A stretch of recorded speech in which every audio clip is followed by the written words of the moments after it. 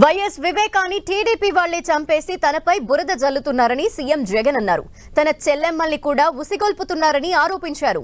ఆ హంతకులెవరో ఆ దేవుడికి ఈ జిల్లా ప్రజలందరికీ తెలుసన్నారు.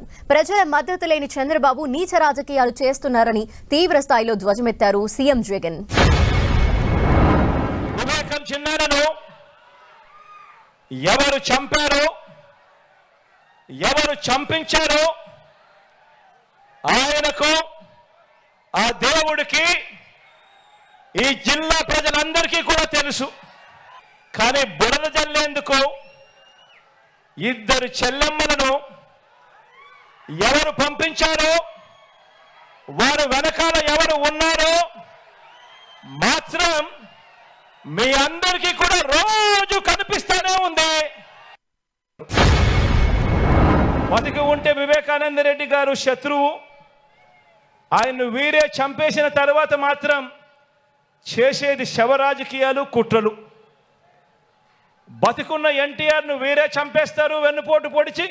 చనిపోయాక వీళ్ళే ఎన్టీఆర్ శవాన్ని లాక్కుని విగ్రహాలు ఊరూరా పెట్టి దండలు వేసి దండం పెడుతున్నారు. ఒక్కసారి గమనించండి, వీరికున్న వాల్యూ సిస్టమ్స్ అనేటివి ఎంత దయనీయంగా ఉన్నాయి అని. అందరూ కలిసి ఒక్క జగన్ మీద యుద్ధం. ఇంతమంది ఏకమై వీళ్ళంతా సరిపోవడం లేదు అని చెప్పి నా చెల్లెలిద్దరిని కూడా తెచ్చుకున్నారు. నిజంగా ఇంతమంది ఏకమై యుద్ధం చేస్తూ ఉన్నది కేవలం ఒకే ఒక్కడి మీద. ఈ ఒకే ఒక్కడు ఇంతమందిని ఇంతగా భయపడిచ్చాడు అని అంటే, ఈ ఒకే ఒక్కడి మీద ఒంటరిగా వచ్చే ధైర్యం ఎవ్వరికి కూడా లేదు అని అంటే కారణం ఈ ఒకే ఒక్కడికి ఉన్నది ఆ దేవుడి దయ. ఇన్ని కోట్ల గుండెలు తోడుగా ఉన్నాయన్న ఒకే ఒక్క సత్యం. గత ఎన్నికల్లో తిట్టిన పార్టీలతోనే ఏమాత్రం సిగ్గు లేకుండా, గత ఎన్నికల్లో తిట్టిన పార్టీలతోనే మళ్ళీ ఏమాత్రం సిగ్గు లేకుండా, గతంలో ఉన్న ఇష్యూస్ అదే మాదిరిగా ఉన్నా కూడా మళ్ళీ వచ్చే ఎన్నికలు వచ్చేసరికి మళ్ళీ జత కడతారు. ఢిల్లీ దాకా వెళ్ళి కూడా కాళ్ళు పట్టుకుంటారు. గతంలో చంద్రబాబు నాయుడు గారు 4 సంవత్సరాల 10 నెలలు పెన్షన్ ఎంత ఇచ్చేవాడో ఆ అవ్వని అడగండి. ఆ అవ్వ ఇలా అంటుంది 1000 రూపాయలని. మీ బిడ్డ ఎంత ఇస్తా ఉన్నాడు అని ఆ అవ్వని అడగండి. చిరునవ్వుల మధ్య అవ్వ చెబుతుంది 3000 అని.